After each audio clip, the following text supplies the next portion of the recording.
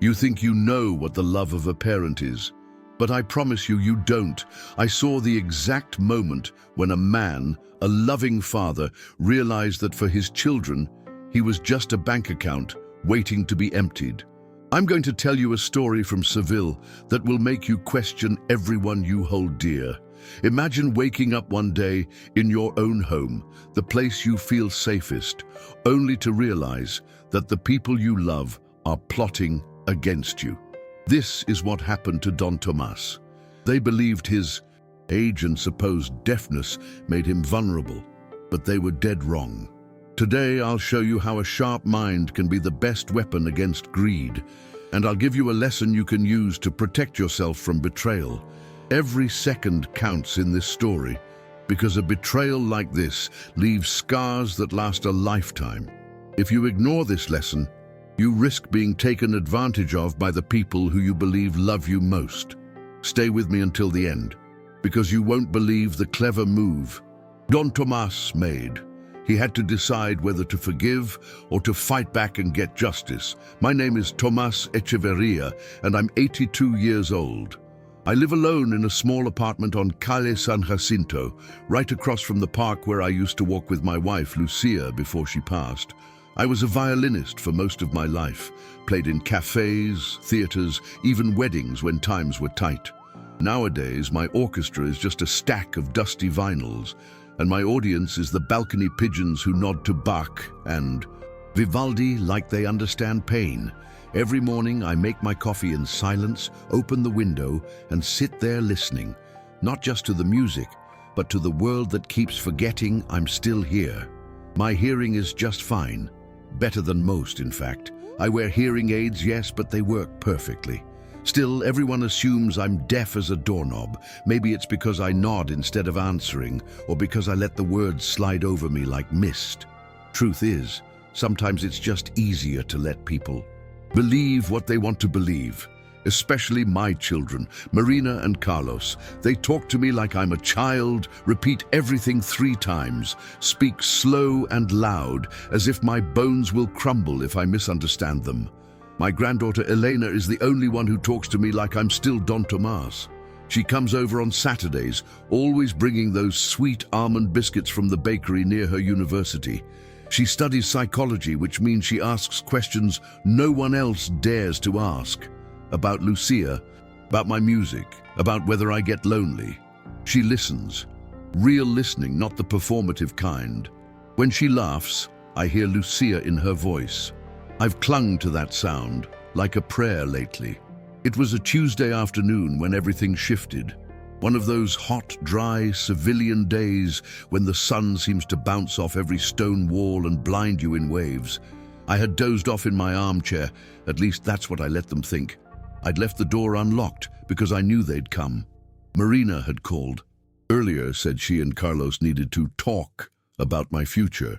That word future rang odd to me. At my age, people usually talk about memories, not futures.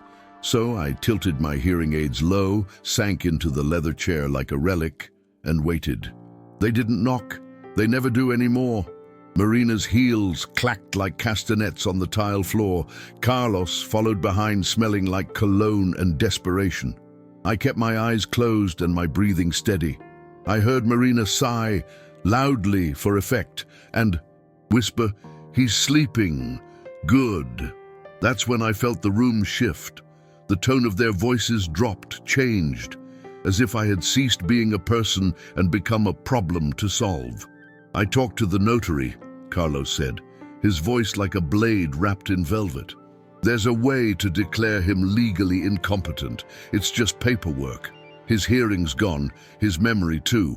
We can argue cognitive decline. With a doctor's report, it'll be easy. I felt the sweat pool in my collarbone. Not from the heat, but from something colder than betrayal. My own children, my flesh, plotting to strip me of everything while I sat 10 feet away, pretending to snore. Marina replied with that syrupy tone she uses when she wants to sound noble. It's for his own good. He can't keep living alone. That apartment could pay off Carlos's mortgage, and there's the savings, the antique instruments. He doesn't even play anymore. I clenched my hand against the armrest, careful not to move. I remembered buying Marina her first flute, Carlos's guitar lessons. How I used to work double shifts just to afford them. Was that nothing to them now? They stayed another 20 minutes. I counted every second. At one point, Carlos said something that turned my stomach. If he resists, we push for urgent evaluation. Say he's paranoid, he won't even hear it coming. That's when I knew. They weren't confused. They weren't scared for me. They were deliberate, strategic. They had made a plan. And I, the old fool in the chair, was their obstacle. But they had underestimated one thing. I've spent a lifetime listening for notes between the notes. I hear what people don't say louder than what they do. That evening, after Marina and Carlos left, I sat in the dark for a long time. I didn't turn on the lights, I didn't move, just listened to the tick of the old clock above the mantel and the echo of their words playing back in my mind like a broken record. My fingers twitched like they were trying to find the strings of a violin. That wasn't there. I wasn't sad. No, sadness I know well. This was something else. A kind of quiet fury, the kind that sharpens you instead of breaking you. I knew right then that I wouldn't go down silently. If they were going to come for me, I'd make sure they met the real Don Tomas. I didn't sleep that night. I poured myself a brandy, pulled out Lucia's old notebook, the one with the pressed flowers, and began writing. I wrote everything I remembered from that conversation, word for word. I dated the page, not because I needed it to remember, but because I knew someday I'd need to prove it. When I finished, I looked at myself in the mirror over the fireplace. My eyes looked older than I remembered, but they were still mine, still sharp, still watching. The next morning, I walked to the corner shop and bought a small digital recorder, the kind tourists use.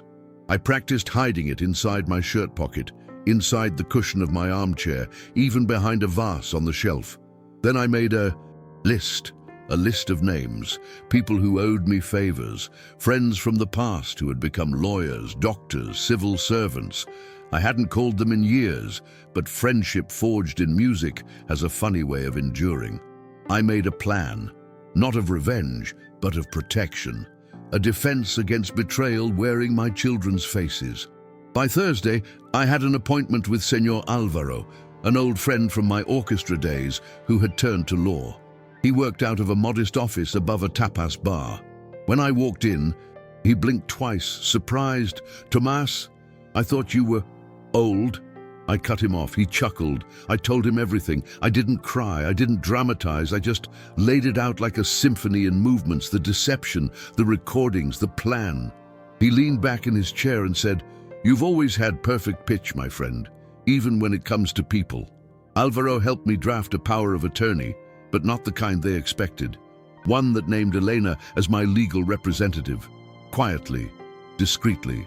I didn't want to give her the burden, but I trusted her heart. She had no debts to pay, no hunger for inheritance, just love. And that, at my age, is rarer than gold. Alvaro also helped me begin the process of creating a living will, one that couldn't be altered by concerned family members. We tucked it all away in a safety deposit box under my name.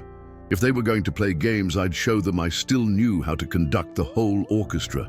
That Saturday, Eleanor came over like she always, and did, with her notebook full of assignments and her usual bag of biscuits. We sat on the balcony, and I watched the breeze lift strands of her dark hair. I wanted to tell her everything, but I couldn't, not yet. So I started small. I asked her what she thought about people who lie to get what they want. Her eyes narrowed. "Like manipulation," I nodded. "Even in families?" she asked. I just looked at her. She put her hand over mine. "I think it's worse when it comes from someone who's supposed to protect you." Later that day, while we listened to Chopin, I tested her trust. I pretended to fall asleep. I let her take a phone call in the kitchen, and when I heard her whispering to someone, I listened. Not because I suspected her, but because I needed to be sure. "No, Dad," she said into the phone. "I don't think Grandpa's losing it. He still remembers the name of my thesis supervisor, for God's sake. Maybe you should talk to him instead of talking about him. That was the moment my heart eased a little. She was still with me, my Elena, but the danger hadn't passed. I knew Carlos and Marina would try again, so I set the stage. I started acting more confused around them, mixing up days, asking them to repeat things. What was that, mija? Sorry, hijo, could you say that louder? They bought it. Hook, line, and sinker. Carlos even brought pamphlets about assisted living homes. Marina said she'd found a lovely center outside Granada. They smiled with fake concern. I nodded along, keeping my rage folded neatly behind my wrinkled eyes. Let them think they were winning. Let them think the concert was ending. They didn't know I'd just begun tuning the strings. The following Monday, I invited Carlos over for lunch. Just him. I told him I needed help setting up the television. The damn remote's too complicated for me now, I said. He arrived wearing that tight smile he reserves for networking events. I served him tortilla and pisto, his favorites like old times. He ate, quickly, glancing at his phone between bites. I let the silence stretch, then casually asked, "Do you think I should start looking into, those residences?" He paused mid-bite, then he smiled wider. "I think that might be a smart move, Dad. You've had a good run here, but it's a lot for one person." He started talking numbers, how much the apartment could sell for, how manageable life would be with professional support. He used words like transition and dignity, trying to paint his scheme with noble colors. Meanwhile, I had the recorder hidden under the table, capturing every syllable. I nodded along, even feigned confusion. Would I get to keep my records, I asked, or are they too old for the new place? He laughed. They probably have music therapy, Dad. Don't worry. I clenched my jaw so hard, it ached, but I just smiled. The next day, Marina showed up without warning, said she was checking in. She brought some herbal tea I didn't ask for and started rearranging my kitchen like she owned it. "You need help, Papa? You don't even have groceries." I bit my tongue. The fridge was full. She just didn't look or didn't care. She sat me down and began listing reasons I should let her manage my finances. "It's too much pressure for you. I mean, with your hearing, you could sign the wrong thing."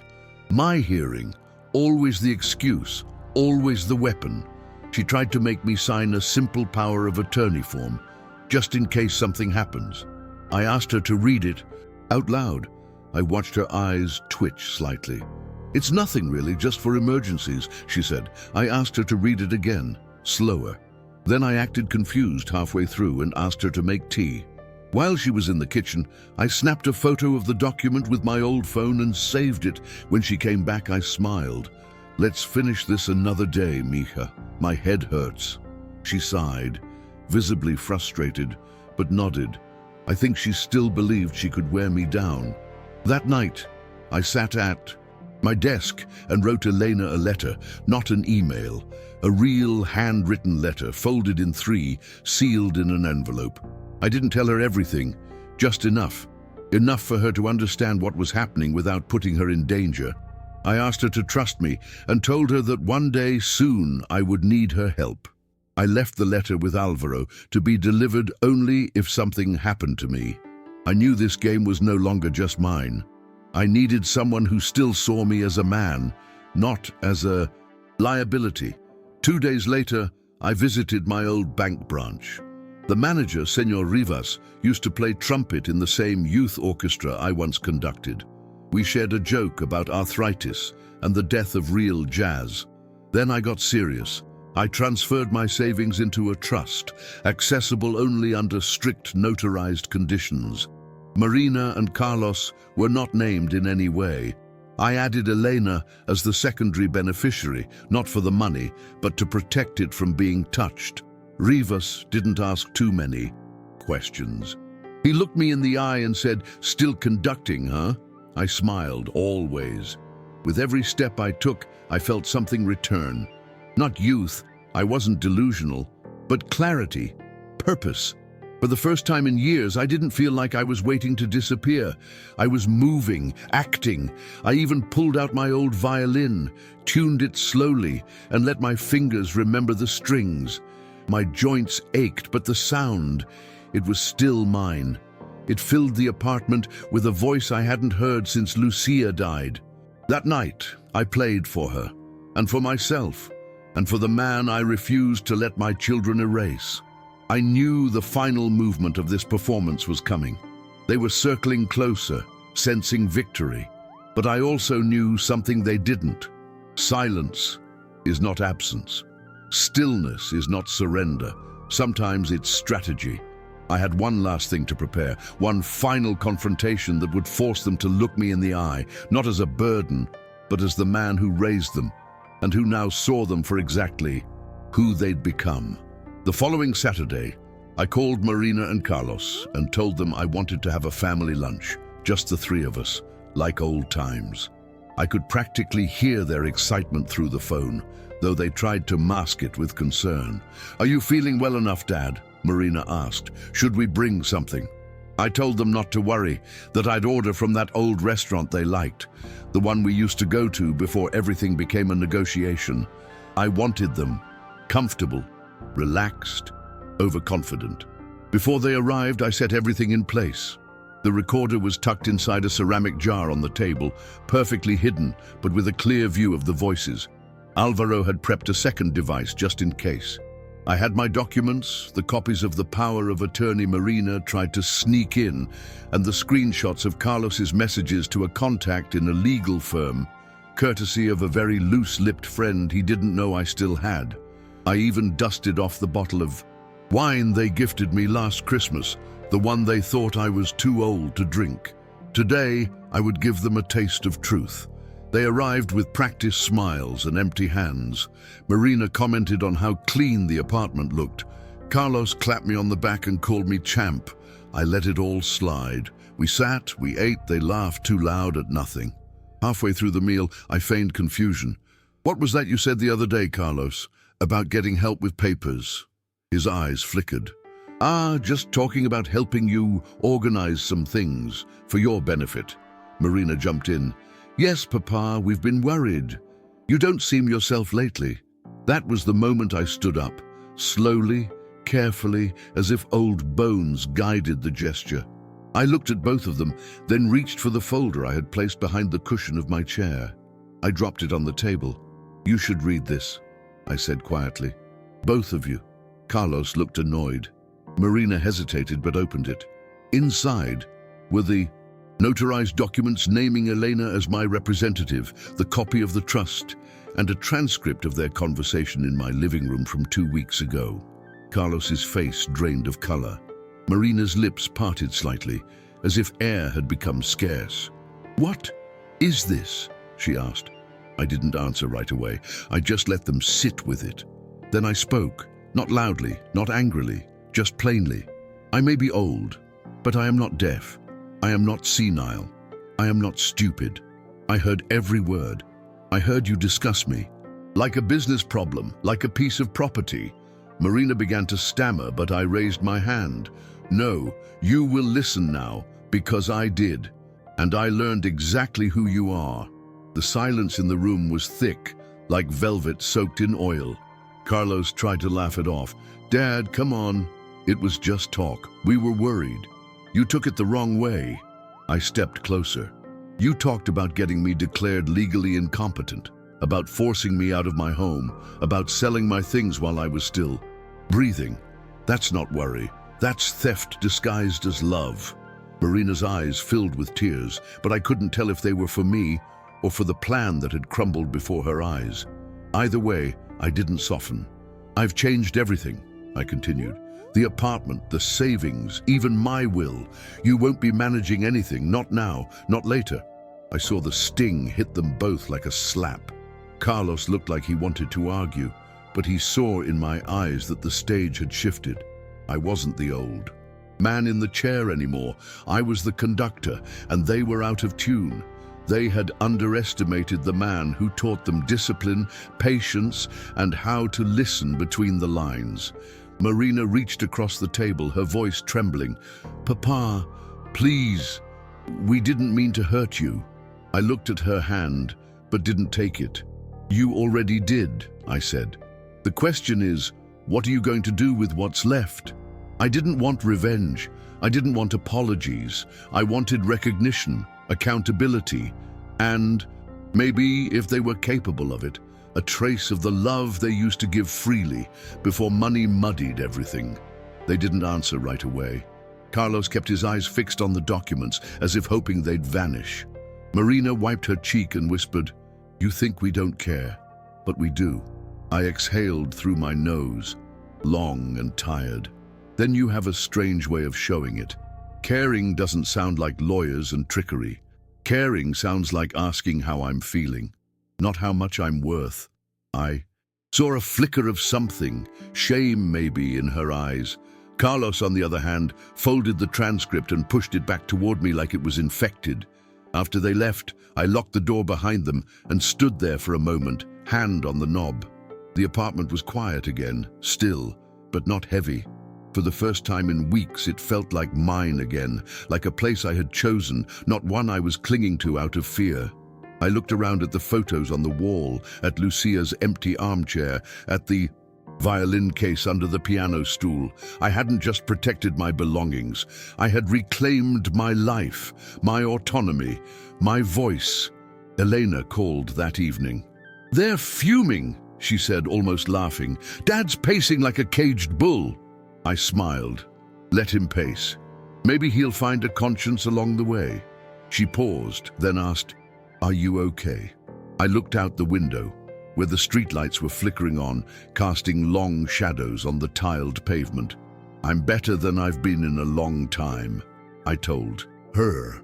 And I meant it, not just because I'd stopped them, but because I had remembered who I was. Over the next few days, things quieted down. No more surprise visits, no more passive-aggressive comments about hearing aids or memory slips. Marina sent a message asking if I needed groceries. I didn't reply. Carlos didn't reach out at all. Elena came by with her textbooks and sat with me on the balcony like nothing had happened. She brought figs from the market and asked if I'd play something for her. I hesitated, then opened the case. The strings were a little stiff, the sound rusty, but it was real, and hers were the only ears I wanted to fill. She sat cross-legged on the floor, eyes closed, and I played an old Andalusian lullaby.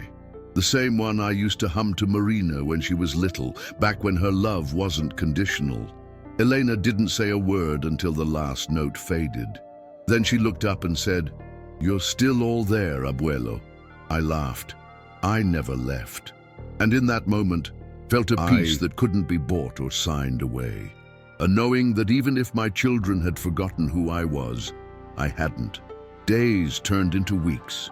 I began to go for longer walks again, nodding to neighbors who had once treated me like glass.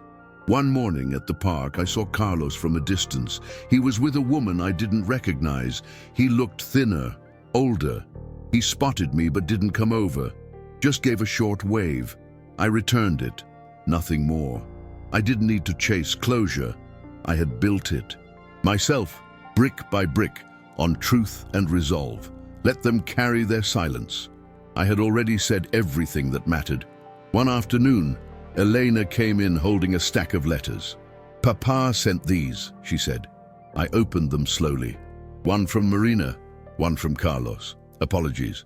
Tentative, messy, probably incomplete. But they were there.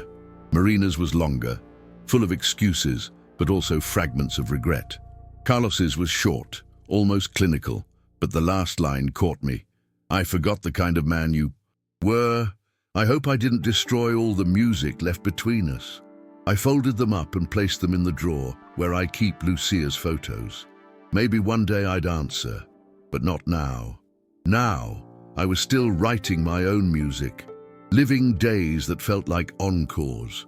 I didn't need an audience to know my worth. I had Elena's laughter, the warm light on the balcony, the scent of black coffee at dawn.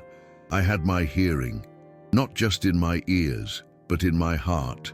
The ability to listen deeply. to detect what's said, what's hidden. That's something time can't take away, and certainly something greed will never understand. It wasn't long after that I decided to make some changes around the apartment.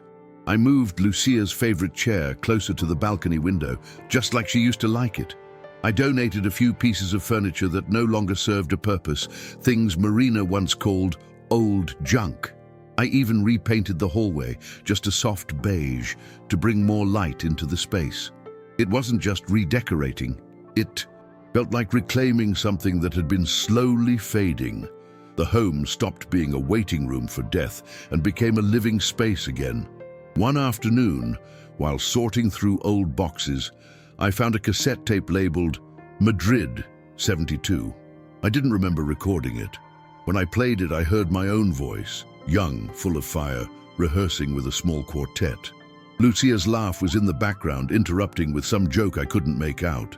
The sound hit me like a flood. I let it wash over me. Eyes closed, and I could almost feel her hand brushing against my arm again. That night, I played that tape on repeat until I fell asleep on the couch, smiling like a fool. Elena came by the next morning and found me there. "Rough night?" she teased, nudging my foot. I handed her the cassette. "This is what your grandmother sounded like when she was happiest." She listened with headphones, her eyes watering just a little. "You two were something else," she said. I nodded. "We were, still are, in... Here." I tapped my chest. I hadn't spoken of Lucia that way in years. It felt right now. Not as a wound, but as a memory with a heartbeat. One day, I passed by a music school in Triana, not far from where I used to teach part-time. I stood at the gate for a while, just listening. A boy was inside, playing scales on a cello, hesitant, a bit clumsy, but honest. That sound stirred something in me. I walked inside, introduced myself to the director, and asked if they ever needed volunteers. A week later, I was back in the classroom, helping children hold their bows properly, teaching them how to listen before they play. For the first time in decades, I felt useful in a way that didn't revolve around defending my independence. Of course, not every day was bright. There were mornings when my joints screamed in protest, and the stairs seemed steeper than they used to be. Sometimes I'd hear an old melody, and it would bring back too much. But pain, I've learned, doesn't always mean something's wrong. Sometimes it just means you're still alive, and I was. More than ever, I wasn't waiting for anyone to save me. I had already done that myself. A few months after the confrontation, I received a letter from the bank notifying me of an attempted inquiry into my trust account by Marina. They blocked it, of course, but it reminded me that caution wasn't a phase. It was a lifelong rhythm now. I didn't confront her about it. I didn't need to. The silence between us said enough. Elena heard about it later and asked if I was going to cut ties permanently. I said, no, but I won't pretend anymore. That's the difference. On a quiet Sunday morning, Elena brought me a gift, a small plaque with a quote engraved on it. "Never mistake quiet for weakness. Some of the strongest voices are never raised." I placed it above the piano, right where the sunlight hit around noon. It was the most accurate thing I'd read in years. It didn't take revenge or yelling or legal war to defend myself. It just took listening, really listening, and the courage to act when no one believed I could. I often wonder how many other people are out there, in chairs like mine, being underestimated by those who once loved them. If I could speak to them, I'd say this: don't let them write your ending before you're done living it. Don't hand over your silence like it's submission. Let them think you're not paying attention. Then show them you've heard every single word. One evening, while organizing some old scores in the bottom drawer of my desk, I stumbled upon a sealed envelope addressed in Lucia's handwriting. I knew instantly it was from her final months. Her script had softened, tilted slightly to the right, like her voice had near the end. I hesitated before opening it, feeling as though I was breaking a silence meant to be permanent. But when I finally read it, I understood she had written it for moments exactly like this. Don't let them make you smaller, Tomas. You've always filled the room, even in silence. I sat there for nearly an hour, holding that letter like a lifeline. I decided to frame her words, hung it right next to the balcony door so I'd see it each morning with my coffee. It became a ritual. I'd open the curtains, greet the street below, sip slowly, and reread that letter in my mind. Not because I needed the reminder, but because it grounded me. Her voice had been the compass of my life. Even now, it still pointed me forward, in a world that kept trying to treat me as something fading. Her words made me feel vivid again. A few weeks later, I received a call from Carlos. It was brief and awkward. "Hi, Dad. Just checking in." I waited, gave him space to stumble through the niceties. He didn't mention money, or the apartment, or anything concrete. Just vague updates about work, his health, some news about his daughter. I let him talk, didn't interrupt. When he finally asked, "Do you think we'll ever go back to how things were?" I said gently, "No, Hijo, but we can go forward if we're honest." He didn't reply right away, but I could hear him breathing on the other end, like he was letting that truth land for the first time. Elena noticed the shift. "You seem lighter," she said one day as we walked through the orange trees near Plaza de España. I told her about the call with Carlos, about how some things don't need fixing, just redirection. "Sometimes you don't rebuild the bridge," I said. "You just meet halfway and walk together for a bit." She smiled. "You should teach that to my friends. Most of them think cutting people off is power." I laughed. "There's strength in silence, but there's more in grace." One morning, I received a small package in the mail. No sender. Inside was a vintage metronome. Polished wood, still ticking perfectly. There was a note. "Thought this belonged with someone who never lost his tempo. See." I sat with that for a long time. It didn't erase anything, didn't excuse the betrayal, but it was something, a gesture, a beat of humility. I placed it on top of the piano, beside the plaque from Elena and the photograph of Lucia in Granada. 3 anchors, 3 reminders that I was still here, still whole. I resumed writing music again, not for performance but for myself. Short compositions, inspired by the quiet rhythms of my days. One was called Balcony Light, another Last Biscuit, after a conversation with Elena. I began to feel a sense of authorship over my life that I hadn't felt in decades. Not just reacting to things, but shaping them. It was liberating, like walking out of a fog into sunlight and realizing you were never truly lost, just paused.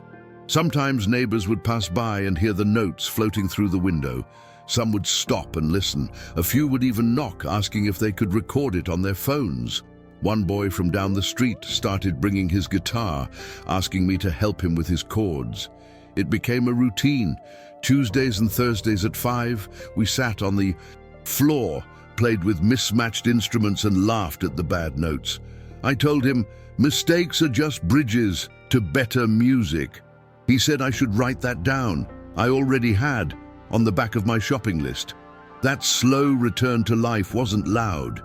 It didn't come with applause or flowers, but it was real. More real than anything my children's paperwork could have secured. I was no longer surviving in the shell they thought I was. I was expanding again, occupying my space fully, as a father, as a grandfather, as a man who had been underestimated and chose not to vanish.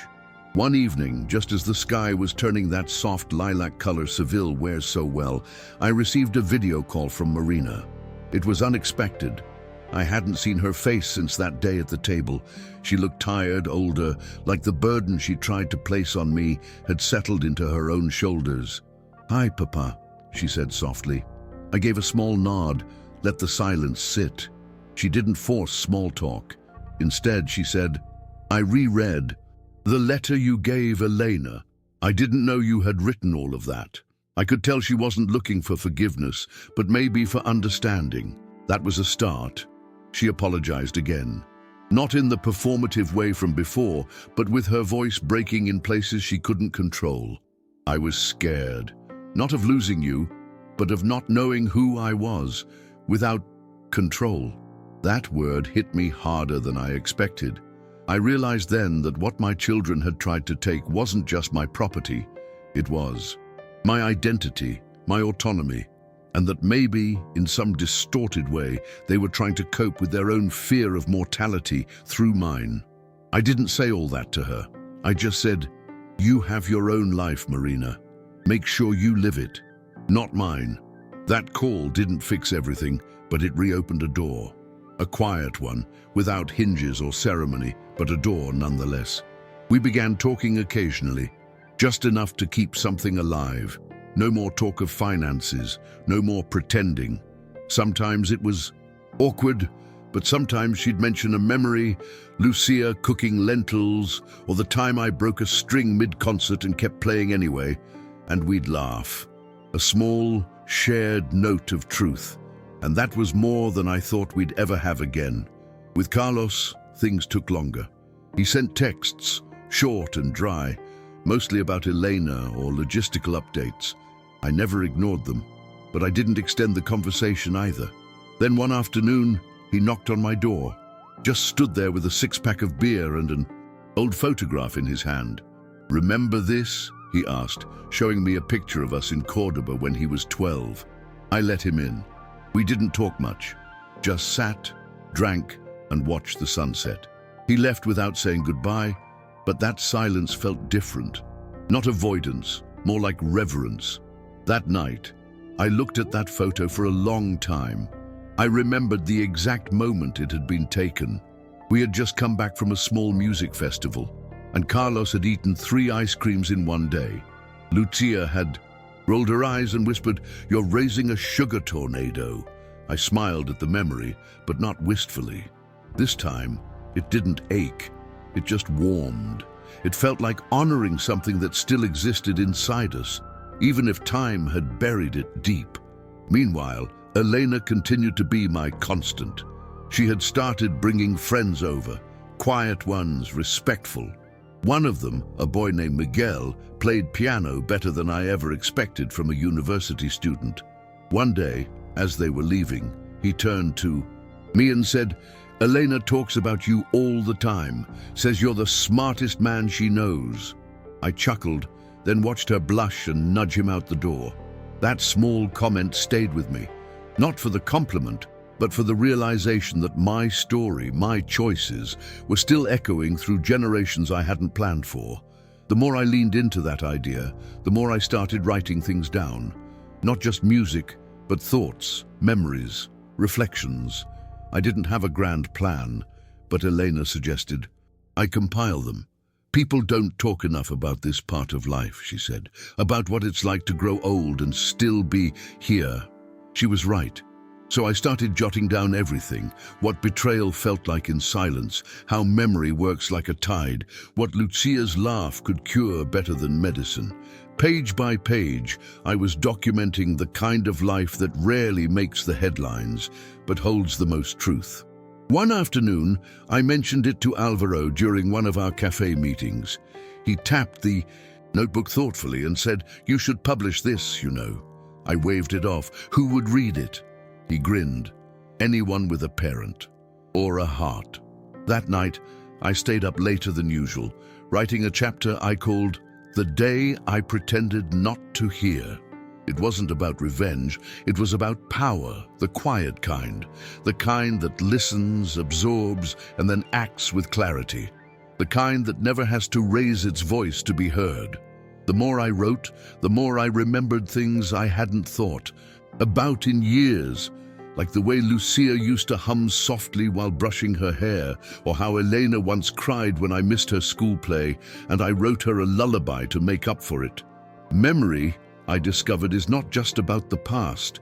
It's a way of making sense of the present. By revisiting those pieces of my life, I was stitching together a story that felt whole, honest, a life not defined by the betrayal of my children, but by everything I had lived, loved, and learned. One Sunday, Elena brought over a portable scanner and began digitizing my notebook. She said, You don't have to publish it now, but someday someone will need this. I watched her work in silence, marveling at the strange beauty of being preserved. Not just my image in a photo, but my thoughts, my words, my voice.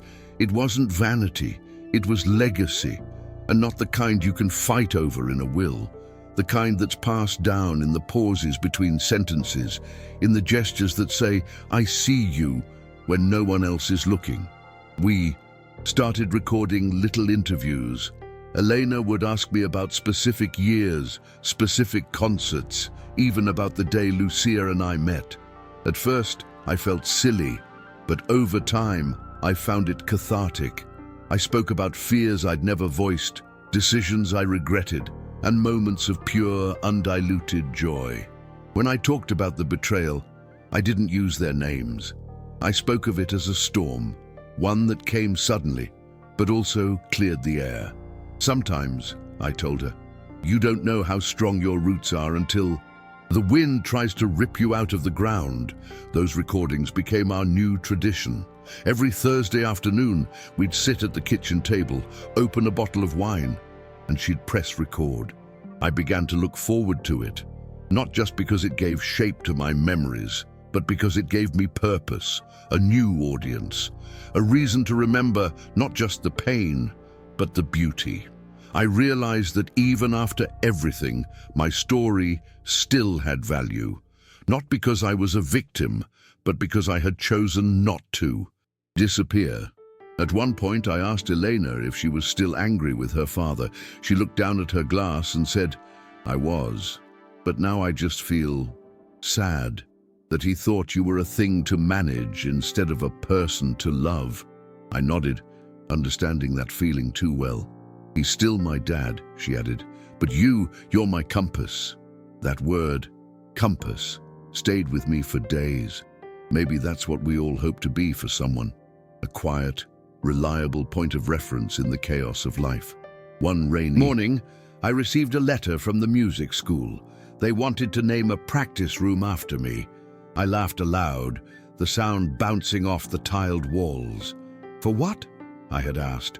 The reply said, "For giving our students the gift of listening, not just to music, but to themselves."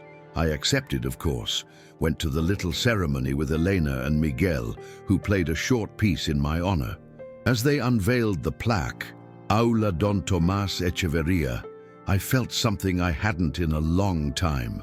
Pride, without burden. That evening, as we walked home, Miguel asked me if I had ever felt afraid to get old. I told him the truth. Not afraid, just uninvited, like life moved to a different room and forgot to tell me. He nodded quietly. "And now?" I smiled. "Now, I've built my own room, and the people who matter know where to find it." He didn't say anything else, just offered me his arm when I stumbled slightly over a loose stone. No pity, just respect. That's all I've ever wanted.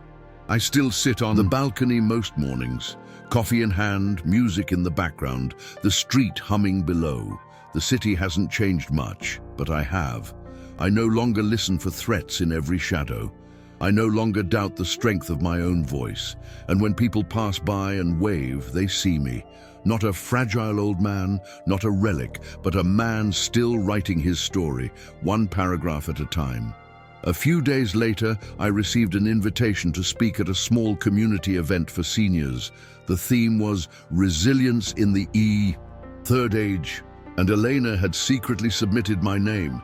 At first, I hesitated. Public speaking had never been my strength, even when I was younger. But Elena said, "You don't have to be polished. Just be real. That's what people need." So I said yes. The event was held at a cultural center near the river, in a modest hall with folding chairs and warm lighting. Nothing grand. But when I stepped up to the podium, every eye in the room looked ready to listen. I didn't use a script. I told them about the day I pretended to be asleep in my chair, about the silence that followed betrayal and the strength that comes from not collapsing under it. I told them about Lucia, about Elena, about how legacy isn't always about wealth or names carved in stone, but about the small, fierce decisions we make to stay whole. I could see heads nodding, some cried, some clapped. But what stayed with me most was one woman who approached me afterward and whispered, "You said what I've been afraid to admit out loud for years." After that, I was invited to speak at other places, libraries, community centers, even a small podcast. I never considered myself someone who'd be quoted, but the older I got, the more I realized how invisible our stories become. People talk about the wisdom of elders, but they rarely stop to ask what that wisdom actually is. So I gave it to them, piece by piece, not as lessons, but as lived truth. I didn't sugarcoat anything. I spoke about being underestimated, overlooked, betrayed, and how none of those things stopped me from reclaiming myself. Carlos came to one of those talks. I hadn't known he would be there. He stood at the back, arms crossed, not hiding, but not fully present either. I didn't call him out, didn't change a word. Afterward, he waited outside. "You were brave up there," he said. I looked at him, nodded. "You could be too, you know," I replied. Bravery isn't just about fighting battles. Sometimes it's about admitting the damage you've caused and trying to repair it. He didn't answer, just looked at the ground. But before he left, he said, "I'm trying." We started meeting for coffee every few weeks. It wasn't always comfortable, but it was honest. He didn't ask for forgiveness in grand speeches. He asked in small ways, by listening, by remembering how I took my coffee, by asking about Elena's classes without making it about himself. One day, he even brought over a stack of my old concert programs he'd found in the attic. "Thought you might want these back," he said. I didn't cry, but I felt something loosen inside me. Not everything needs to be rebuilt. Some things just need to be held again. Marina, too, began to change. She came by one day with a lasagna she'd made from Lucia's recipe, said she had been practicing. "Still too salty," she admitted, laughing nervously. We sat in the kitchen, ate in near silence, and then she said, "I miss who we used to be." I looked at her, unsure if she meant herself, me, or both. Then, "Start from there," I said. "Start with what you miss, and work forward." She didn't answer, but I could see in her face that she was considering it. That was enough for me, for now. That autumn, Elena surprised me with a printed copy of the book we'd been working on together. She'd titled it, "The Man Who Still Listens." The cover was a photo she'd taken of me tuning my violin by the balcony, unaware.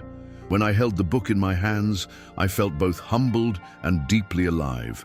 Not for the recognition, but for the simple fact that my story would now live beyond me, that someone someday might read it and feel less alone in their own silence. We hosted a small book launch at the music school. Students played, neighbors came, and I signed copies for people who looked at me with a mix of curiosity and respect. I gave a short speech, thanking them, reminding them that age is not a fading, but a crescendo. We don't vanish, I told them. We evolve, and sometimes we get louder in our quietest years. The applause wasn't thunderous. It was gentle, heartfelt, exactly how it needed to be. In the weeks that followed, I began receiving letters from strangers. Some were short, just a thank you note scribbled in careful handwriting. Others were long confessions, people pouring out their own stories of being overlooked, discarded, or doubted. One man wrote, "I read your book to my father in the hospital. He hadn't spoken in days, but when I finished the chapter about your granddaughter," he whispered, "that's how I feel too." I read that one 3 times, folded it gently, and cried quietly for all the people who had ever felt invisible in their own families. Life settled into a new rhythm, one that felt earned. I still had my morning coffee, still sat by the balcony, still tuned my violin from time to time. But now, there was something different in the air. Acknowledgement. Not from everyone, but from the right ones. Carlos would stop by with small updates, not expecting praise or forgiveness, just wanting to be near. Marina would call every now and then, telling me about her garden, sometimes asking for a recipe she thought Lucia had taught me. I didn't always have the answers, but I gave what I could. One evening, as I walked with Elena through the narrow alleys of the old quarter, she asked me, "Do you regret pretending to be deaf that day?" I thought about it for a moment. "No," I said. "It was the only way I could learn the truth. And once you know, you get to decide what to do with it." She smiled, slipping her arm through mine. "You decided well." The lamps above us flickered on as we walked, bathing the cobblestones in gold. I didn't feel old in that moment. I felt timeless. As the year drew to a close, the music school invited me to direct a small ensemble of students for their winter recital. I almost said no. My hands weren't what they used to be. But Elena gave me that look, the one Lucia used to give when I doubted myself. So I said yes. We practiced every afternoon for 3 weeks. The kids were nervous, clumsy, but full of heart. I taught them not just notes and timing, but the feeling behind the sound. People don't come to hear perfection, I told them. They come to hear honesty. The night of the recital, the small auditorium was packed. Eleanor sat in the front row, recording everything. Miguel played first, his fingers trembling but steady. Then came the full group, and when they played the final piece, an arrangement of the lullaby I used to hum to Lucia, I felt tears gather in my throat, not from sadness, but from fullness, a kind of emotional clarity that only comes when the noise of life fades and all that's left is the essence. I raised my baton for the last note, held it for just a second longer, then let it fall. The applause was soft at first, then it grew. I turned to the audience and bowed, my back aching but my heart light. In that moment, I realized I had completed something. Not a performance, but a cycle, from silence to voice, from betrayal to restoration, from being almost erased to being deeply seen. It wasn't loud or dramatic. It didn't need to be. It was enough, more than enough. Back home that night, I lit a candle by Lucia's photo and sat in silence. I didn't speak to her. I didn't need to. Everything I wanted to say had been said already, in the way I lived, in the way I chose to forgive without forgetting, to protect myself without becoming bitter, to teach without preaching. Her photo seemed to glow in the candlelight, and I felt truly that she was proud, that she saw me, that I had kept my promise to live fully even after the music had changed. These days, I don't worry about legacy the way I used to. I know now that it's not about what you leave behind in your will, but what you leave behind in people's memory. I may not have towers built in my name or streets named after me, but I have a granddaughter who carries my spirit, students who remember my silence as strength, and a quiet peace that fills this little apartment like sunlight through sheer curtains. The following spring, I was invited to a small roundtable hosted by the local university. The topic was aging with dignity, and they wanted to include voices that weren't just theoretical, people who had lived through the themes they were studying. I accepted, not because I considered myself an expert, but because I'd come to realize the power of simply telling the truth. I sat beside professors, social workers, and a young doctoral candidate who seemed genuinely nervous to speak. When it was my turn, I told them I wasn't there to be impressive. I was there to be honest. I shared the story of the day my children thought I couldn't hear. I told them how betrayal isn't always loud. It's often whispered in rooms you paid for. I told them that old age is not a surrender, but a transition, a sharpening of what matters. One student, barely 20, asked me what I feared, most about growing older. I looked him in the eye and said, "Being seen as a burden before, I'm seen as a person." That line ended up quoted in the university newsletter, printed next to a photo of me and Eleanor, who had attended quietly, beaming from the back row. After that event, I started receiving invitations to speak in other cities. Nothing extravagant, just modest gatherings in community centers and senior circles.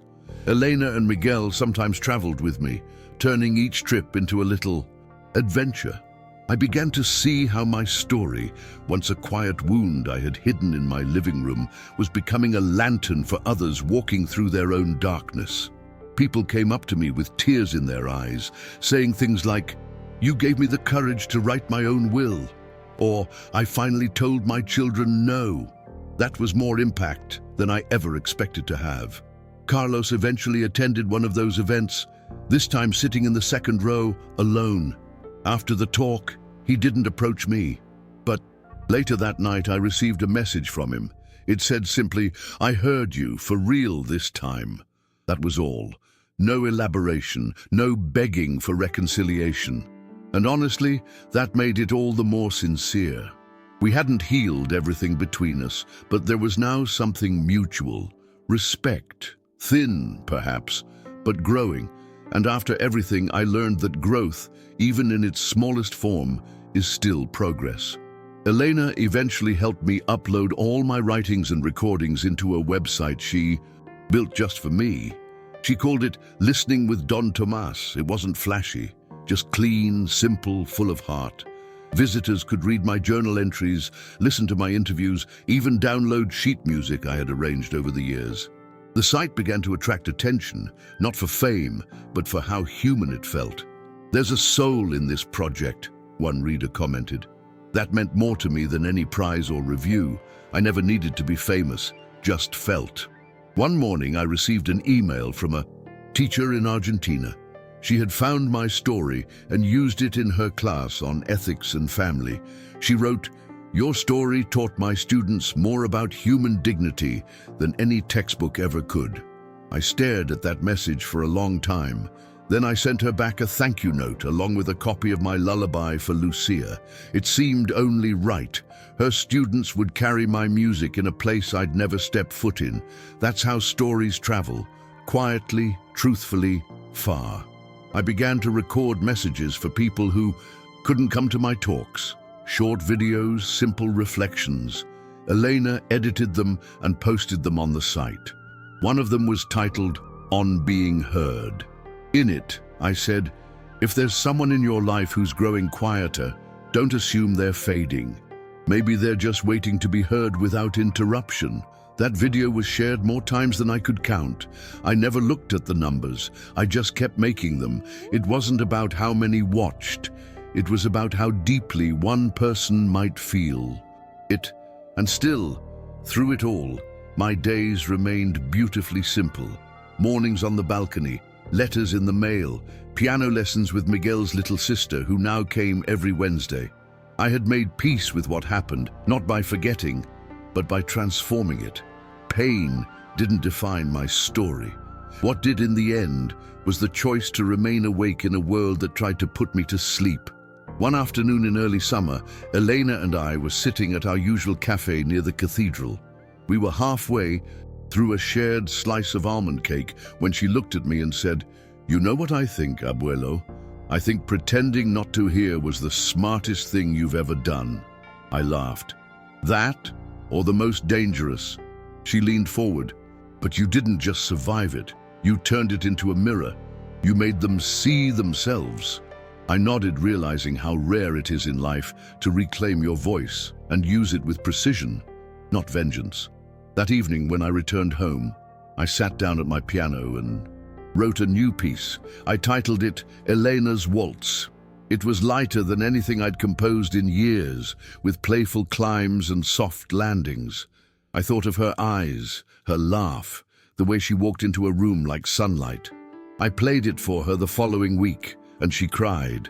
"That sounds like hope," she whispered. And for the first time, I realized I'd stopped writing from pain. I was writing from presence, from peace. Marina visited again that week, this time with a small photo album she had put together. "I found these in Mom's old sewing box," she said, placing it on my lap.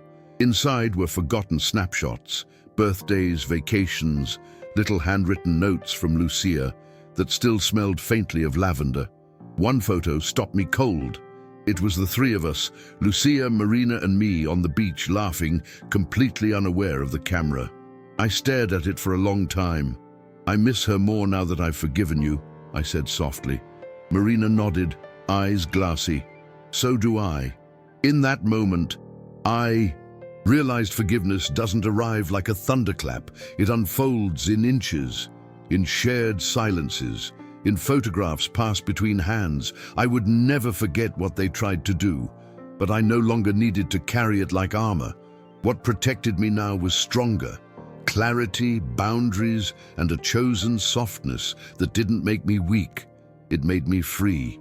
I told Marina that day, we can't rewrite the past, but we can choose how it echoes. She kissed my forehead before leaving, just like she used to when she was little. That gesture held more than any apology ever could. As the heat of summer deepened, my apartment became a sanctuary of fans, cold lemonade, and drifting music. I started receiving letters from older readers asking for advice, how to speak up to their children, how to protect themselves without starting a war. I always answered truthfully, start by listening to yourself. If your heart tightens when you say yes, it's probably meant to be a no. Some of them wrote back weeks later, saying they'd finally set boundaries. One woman, 79 years old, wrote, "You reminded me I'm still mine." I wept when I read that. On Elena's birthday, we celebrated on the rooftop. Miguel cooked paella, her friends brought wine, and we lit candles as the sky turned purple. At one point, someone asked me to say a few words. I stood up, raised my glass, and said, "To Elena, the one who reminded me that no one is too old to begin again, and to all of you, for showing up, for listening, for making space for people like me." The applause was warm and close. I wasn't the main act, but I wasn't a footnote either. I was part of the story, still unfolding. After everyone left, Elena stayed behind to help clean up. She wrapped her arms around me and whispered, "I'm proud of you." I held her close. "No," I said, "I'm proud of us." Because none of this, the healing, the strength, the visibility, would have happened without her presence. Her loyalty wasn't loud. It was steadfast, the kind that walks beside you quietly, never asking for thanks, but deserving all of it. That night I wrote one final entry in my notebook. I titled it simply, "The Day I Heard Everything." And beneath that I wrote, "It was the day I became free, not because I spoke, but because I chose to act, to protect and to love without letting myself be erased." Silence was my shield. Listening was my sword. I closed the notebook and placed it beside my bed. If that was to be my last written word, I'd be at peace with it. Because that sentence held my entire story. A few weeks later, I was invited to play one final solo piece at a tribute concert organized by the music school. They called it A Night for Don Tomas, and I tried not to laugh at the title. "Sounds like a funeral," I joked to Elena, but she only smiled. "No," she said, "it's a thank you." I practiced every day, slowly, carefully. My fingers weren't as nimble as before, but they remembered. It wasn't about technical perfection. It was about presence, about letting every note carry the weight of everything I had lived. The night of the concert, the hall was full. Students, friends, even a few people I didn't recognize who had followed the story online. Marina was there, sitting next to Eleanor. Carlos arrived just before it began and stood near the back. I didn't focus on any of them. I focused on the keys, on the silence before the first note, and the way the entire room held its breath.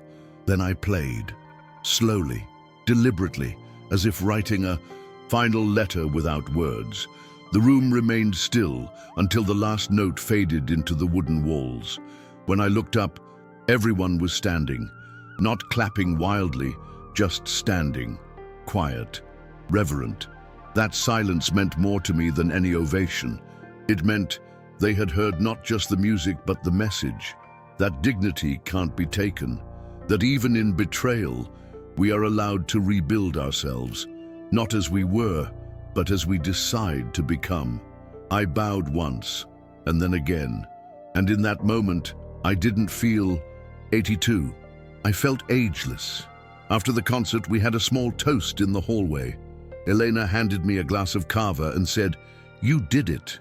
I asked, "Did what?" She smiled. You turned a silent wound into a public victory. Miguel clinked his glass against mine and said, "And you did it with class." I didn't reply. I just looked around the room, at faces who knew the story, at ones who had once turned away, and I felt deep in my bones that I had completed something no one could steal. Back at home, after everyone had gone, I placed the program from the concert beside Lucia's framed photo. "They listened," I told her quietly. "Finally." And in that moment, I felt her presence again, not as a memory, but as a companion, as if all along she'd been beside me, gently nudging me to stay standing, to not let silence become erasure. I whispered, "We're still us, you know." And for the first time in years, I felt her answer, not in words, but in peace. The next morning I woke up early and went for a walk alone. The streets were still empty, the sun just beginning to warm the rooftops. I passed by the church where Lucia and I were married, the bakery where I used to buy fig bread on Sundays, the little bookstore that still displayed my photo in the window. The city hadn't changed, but I had. I wasn't a man clinging to what was left. I was a man living in what remained, and that, I realized, was more than enough. Later that day, I received a small envelope in the mail, no return address. Inside was a single card with a quote, "You are not the silence, you are the sound that remains after it." I didn't know who sent it. Maybe someone from the audience, maybe someone I'd never meet. But I placed it in the front of my notebook, above all the entries, as a reminder that what we endure in silence can one day become someone else's strength. That night, I sat on the balcony with my violin resting across my lap, not to play, but to hold. The city buzzed faintly below, and the breeze carried the scent of orange blossoms through the open window. I took a deep breath and whispered the truth I had earned. I am still here. And for the first time since that long afternoon in my armchair, pretending not to hear, I felt like everything had finally come full circle. A few days later, I received a letter from a man named Ernesto, a retired teacher from Zaragoza. He wrote that he had been following my story since the first article about my book came out.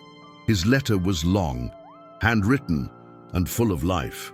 In one passage he wrote, "I used to think silence was the end of the conversation, but you showed me it can also be the beginning of something sacred." That sentence stayed with me. I pinned it to the corkboard above my desk, right next to a photo of Elena and Lucia in the garden, both laughing like music. I spent more time in the park that month, watching the children play, their shoes kicking up the dust like little drum beats. Sometimes they'd run past me, asking what I was listening to on my headphones. I'd tell them everything you're too young to understand and everything I'm old enough to forgive. They never understood the words, but they always smiled. One of them started calling me El Maestro. I didn't correct him. Maybe I had become one, in a way that had nothing to do with violins.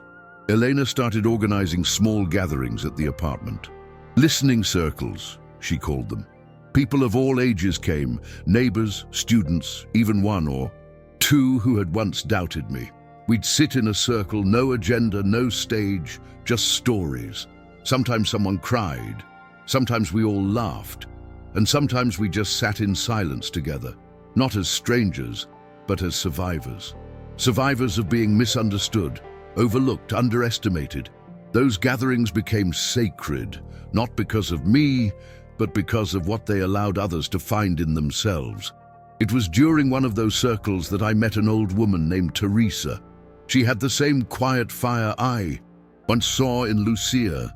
She told a story about being pushed aside by her children when she retired, how they'd moved her to a small room for safety, only to slowly remove everything that made her feel alive. She looked at me and said, "I thought I was the only one." I reached out, held her hand and said, "You never were." That moment between us didn't need applause. It needed only presence. That was enough. As autumn came again, and the light changed its angle across the living room floor, I felt something shift inside me. Not an ending, not quite, but a sense of closure, a deep exhale. The story I had carried, that had once felt like a burden, now felt like a bridge, a way to reach others, to leave something behind that wasn't just paper and ink, but proof that survival doesn't always look heroic. Sometimes it just looks like waking up, refusing to vanish, and making coffee for yourself with steady hands. Carlos came by one afternoon with a small plant. Elena says this one's hard to kill, he joked. We sat on the balcony, both of us watching the sky more than each other. After a long pause, he said, I think I'm ready to talk. For real. I nodded. Then let's begin again. But this time, we listen. That became the rule. Not resolution, but listening. And slowly, conversation by conversation, we began again. Marina joined us a week later. We shared olives and bread, like we used to on Sundays. We didn't bring up the past, not because it didn't matter, but because we had already honored it in other ways. She helped me reorganize the bookshelves. At one point, she stopped, held a copy of my book, and said, I didn't want to read it at first, but I'm glad I did. You wrote more truth than I was ready to hear. I looked at her and replied, that's all any of us can do, speak the truth, even if it echoes longer than expected. And now, as I write this final page, I know I've told the whole story. Not because I ran out of words, but because the words no longer need to carry the weight they once did. I am not the silence they assumed I was. I am the pause before the final note, the breath that holds meaning, the stillness that remembers everything. And if one day someone finds these pages and wonders whether it's possible to be both betrayed and whole, to be hurt and still open, let them know it is. If you stayed with me until the end, thank you. Sometimes we don't realize how much a story mirrors our own until we reach the last page. Maybe you've been through something similar. Maybe you felt invisible or underestimated, or had to pretend just to protect yourself. If that's true, I hope my story reminded you that silence can be strength, and that it's never too late to be heard. What I lived wasn't extraordinary. It was simply real. And I believe that in sharing what's real, we build bridges where before there were only walls. If this story brought something up in you, anger, hope, sadness, courage, tell me. I'll read it. Maybe someone else will too, and feel a little less alone.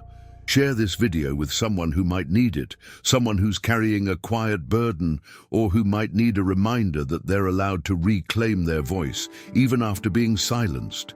Sometimes just hearing that it's possible makes all the difference. And if you want to hear more stories like this, stories that don't shout, but stay with you, stay close, there are many voices still waiting to be heard.